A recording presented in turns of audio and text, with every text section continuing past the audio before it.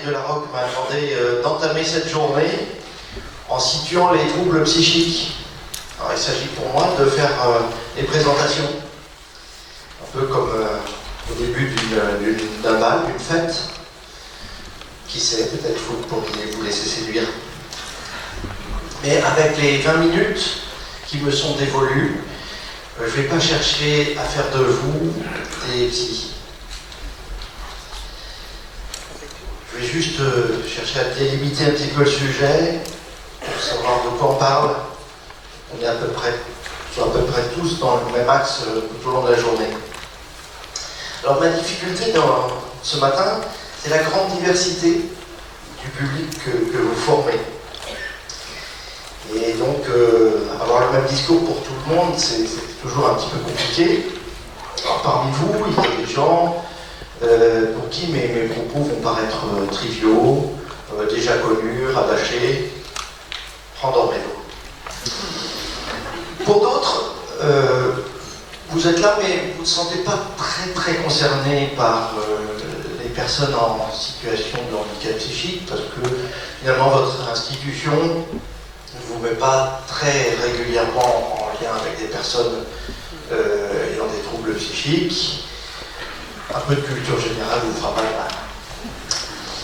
Enfin, il y a parmi vous des personnes qui ont toute une foule de questions et qui cherchent des réponses à des situations qu'ils ont côtoyées, qui ont derrière des histoires, des images, et qui cherchent des éclaircissements. Je crains que vous ne restiez sur votre faim, en tout cas avec mon propos, parce que en 20 minutes, je ne vais pas pouvoir brosser l'ensemble de la pathologie psychiatrique. Voilà. Mais il n'est pas mauvais de rester sur sa faim, ça permet de chercher encore. Alors, définition. Il s'agit de définir ce que c'est que les troubles psychiques, la santé mentale. Qui, parmi vous, serait capable d'affirmer qu'il est en bonne santé mentale? Levez la main. Y a-t-il des gens dans la salle en bonne santé mentale? Voilà, je suis très inquiet. Alors là, je suis vraiment très inquiet. J'espère quand même qu'il y en a quelques-uns.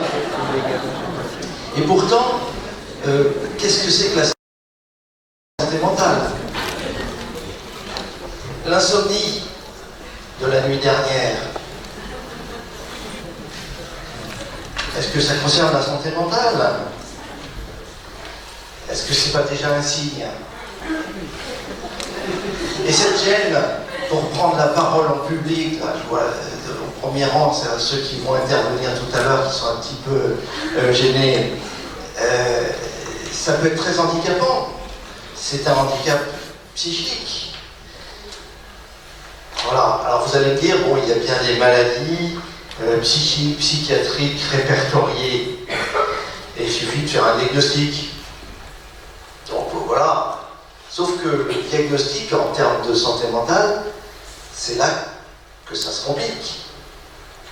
Par exemple, une dame, 70 ans, arrive aux urgences de l'hôpital général, accompagnée de sa voisine, charmante voisine, importante voisine. Et cette voisine est très inquiète. Effectivement, cette dame refuse de manger, elle ne dort plus, elle pleure toute la journée. Elle a même laissé entendre que sa vie n'a plus de raison d'être, qu'elle préférerait être morte. Vous avez peut-être reconnu le tableau d'une dépression. Effectivement. Mais si vous apprenez que cette dame a perdu son mari la semaine dernière, après 45 ans de mariage, alors il ne s'agit plus d'une dépression, mais il s'agit d'une phase aiguë de deuil. Et finalement, ce qui se passe pour cette dame est tout à fait normal. Ça n'empêche pas qu'elle souffre et que sa souffrance doit être écoutée, accompagnée, reçue. Voilà. Mais le deuil n'est pas une maladie psychique, si je ne m'abuse. Vous voyez bien que c'est compliqué, que la souffrance psychique, ça ne fait pas le trouble psychique. Et que qui dit symptôme ne dit pas forcément maladie. Le contexte est toujours à prendre en compte, même si toute souffrance mérite d'être entendue. Alors c'est le boulot des psychiatres, quand je parle des psychiatres, je parle des équipes de psychiatrie, de dire ce qui est trouble et ce qui ne l'est pas. Lourde responsabilité de déterminer chez l'autre son degré de santé psychique. Oui, c'est une grosse responsabilité. Imaginez, il n'y a pas si longtemps, dans certains régimes totalitaires, on mettait volontiers les gens dans des camps d'internement psychiatrique, en internement psychiatrique,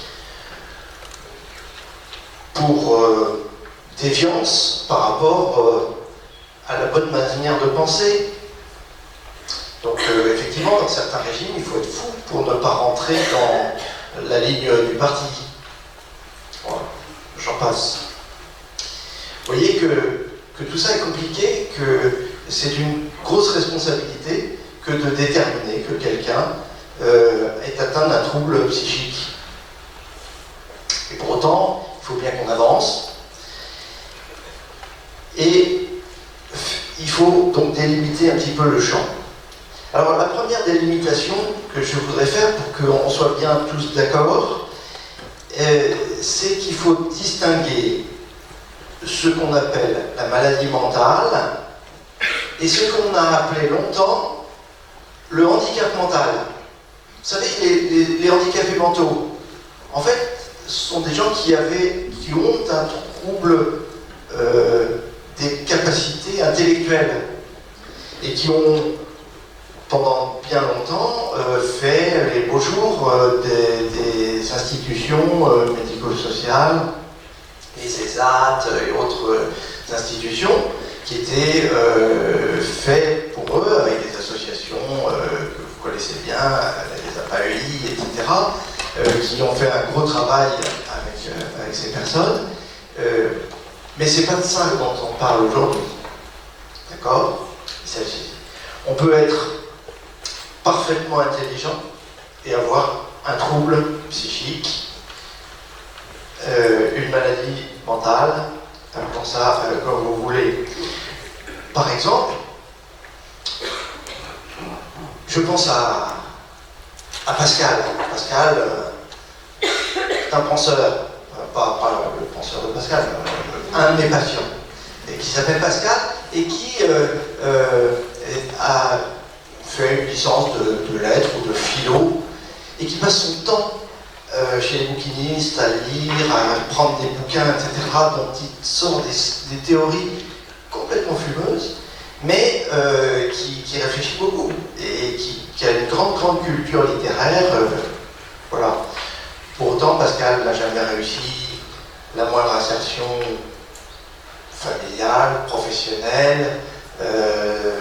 Il vit dans une situation de fusion avec sa vieille mère, dans un monde complètement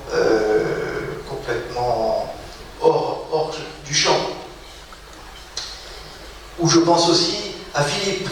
Philippe, qui est lui aussi une licence de langue, d'anglais, mais il a aussi l'allemand, et qui travaille actuellement à faire du conditionnement dans un ESAT. Vous voyez, donc, c'est une autre clientèle pour les institutions médico-sociales. Et le jour où son ESAT a répondu à un jumelage avec un ESAT d'Allemagne, c'était lui qui faisait les traductions. Donc, ne pas confondre handicap psychique et trouble handicap intellectuel.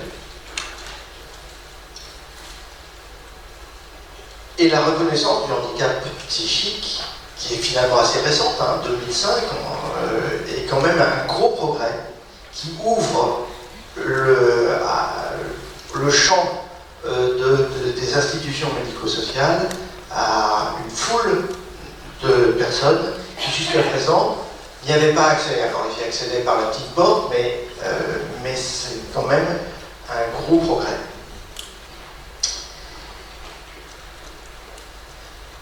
Alors, après avoir dit rapidement ce que ne sont pas les troubles psychiques, il faut que je rentre dans le vif du sujet pour vous présenter quelques tableaux de troubles psychiques qui ont des conséquences qui vont entraîner un handicap psychique. Mais avant de constituer un handicap psychique, le trouble psychique est essentiellement pourvoyeur de souffrance. Souffrance pour la personne et souffrance pour l'entourage. Alors cette notion n'est pas évidente. Quand on parle de troubles psychiatriques, dans le grand public, on se dit de toute façon ils ne savent pas qu'ils sont malades, donc ils ne sont pas malheureux, donc tout va bien pour eux. Or, c'est pas du tout ça. Mon expérience, ça fait 30 ans que je suis psychiatre, mon expérience me montre que les personnes atteintes de troubles psychiques sont essentiellement des personnes qui souffrent. Et ça, si de mon propos vous devez retenir une seule chose, c'est ça que j'aimerais que vous reteniez, c'est que le trouble psychique est pourvoyeur de beaucoup de souffrance. Souffrance pour la personne, souffrance pour son entourage, notamment les familles. Alors, il faut que j'avance quand même, et pour vous présenter de manière un petit peu logique ces troubles psychiques, j'ai choisi justement de m'appuyer sur cette souffrance. Qu'est-ce qui fait souffrir les gens ? Eh bien, ce qui fait souffrir les gens, c'est l'anxiété, l'angoisse. Les deux termes sont confondus. Qu'est-ce que c'est que l'angoisse, que l'anxiété, c'est une expérience commune, sur laquelle je ne vais pas m'étendre, mais que vous connaissez, je pense, pour l'avoir vécu vous-même, j'espère. Parce que si vous n'étiez pas anxieux, vous n'auriez pas été à l'heure ce matin, vous seriez arrivé n'importe quand, puisque de toute façon, rien n'a d'importance. L'anxiété est probablement un des moteurs principaux de notre société et qui nous a fait évoluer, qui nous fait avancer. Il est hors de question d'imaginer une société où on supprimerait complètement l'anxiété, l'angoisse, parce que c'est un moteur mobilisateur très important. Sauf que, à certains moments, l'anxiété est tellement importante qu'elle est sidérante et qu'elle va entraîner un certain nombre de difficultés pour les personnes qui vont se constituer en véritable pathologie. Donc, on va suivre l'anxiété dans ses divers états d'un trouble à l'autre. Il y a d'abord les troubles anxieux, purs, ce qu'on appelle les névroses d'angoisse, ou les névroses, ce qu'on appelle maintenant plus facilement l'anxiété généralisée, c'est l'incapacité à avoir des moments de quiétude. Il y a des gens comme ça qui ne sont jamais hors d'inquiétude. Et c'est très pénible. Parfois, cette inquiétude va se localiser sur un objet particulier ou une situation. C'est le champ des troubles phobiques. On est toujours dans les névroses. Et voilà. Alors, on connaît quelques névroses phobiques spécifiques, comme la phobie des petites bêtes. Hein, voilà. Bon, vous souriez, c'est pas très grave, c'est un handicap qu'on arrive à dépasser relativement facilement. Mais Parfois, les phobies, c'est peur devant des objets qui, en soi, n'ont pas de danger et dont on sait que ça n'est pas dangereux, mais cette peur est incontrôlable. Eh bien, ça peut entraîner une certaine difficulté, voire un handicap. Je me souviens de ce patient, géologue de son métier, qui travaillait sur le terrain, c'était un géologue, et que son métier emmenait forcément à aller se déplacer pour ses études et son métier. Sauf que ce pauvre garçon avait toutes les peines du monde à passer les ponts. Passer un pont, pour lui, c'était absolument insupportable. Il reconnaissait que c'était bête, mais il ne pouvait pas passer un pont. Et quand on habite Caen, et qu'on doit aller sur le terrain, et qu'on doit passer un pont, qu'on ne peut pas passer les ponts, eh bien, on est très handicapé. Alors il avait mis en place tout un tas de stratégies pour pouvoir quand même passer les ponts, mais avec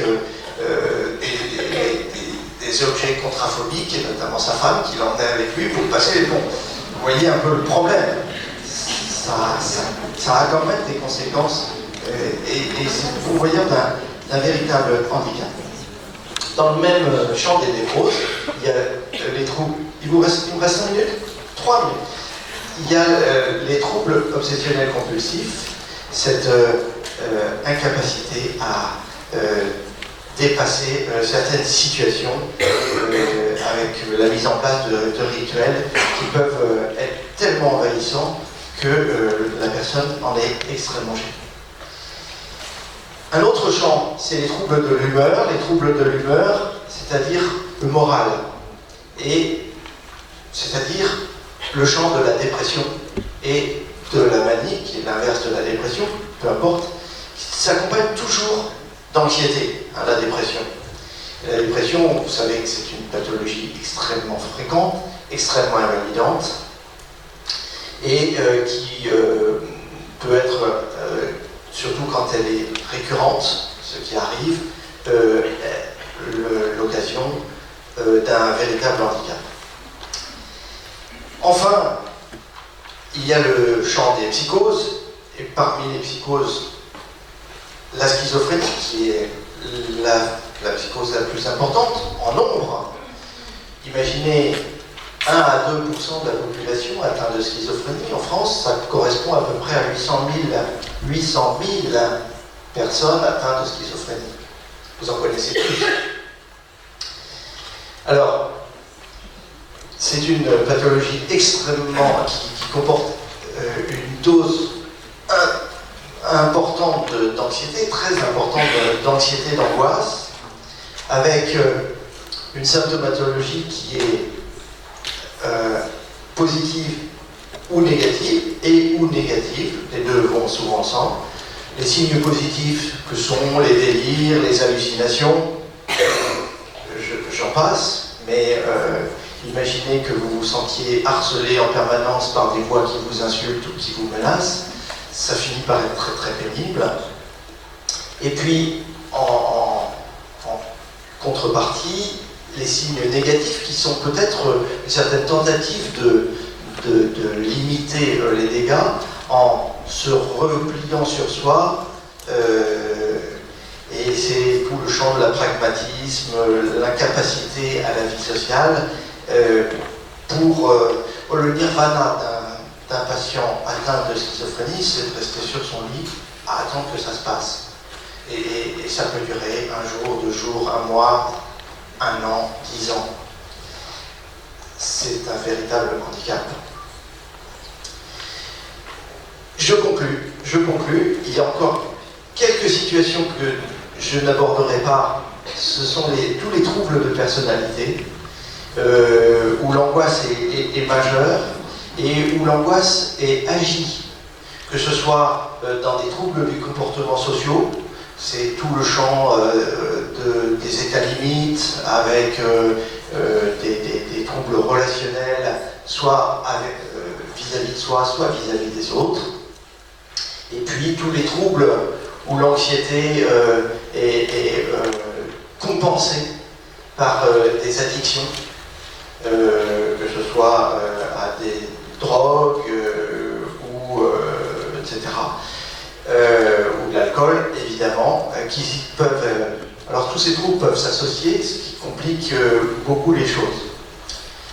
Voilà, donc je vous laisse un petit peu sur votre faim, mais pour conclure, je voudrais juste vous dire que si vous ne voulez pas rester affamé, eh bien vous conseillez de vous précipiter sur le menu que vous a donné Jacques Maresco tout à l'heure, c'est-à-dire vous inscrire dans les formations des premiers secours en santé mentale, le PSSM, parce que là, on arrivera peut-être à se faire une culture commune, vous en saurez un peu plus, même si au bout du compte, vous ne serez pas des psychiatres à la fin, mais pour autant, on aura une culture commune qu'on pourra développer dans un esprit de partenariat, parce que notre journée est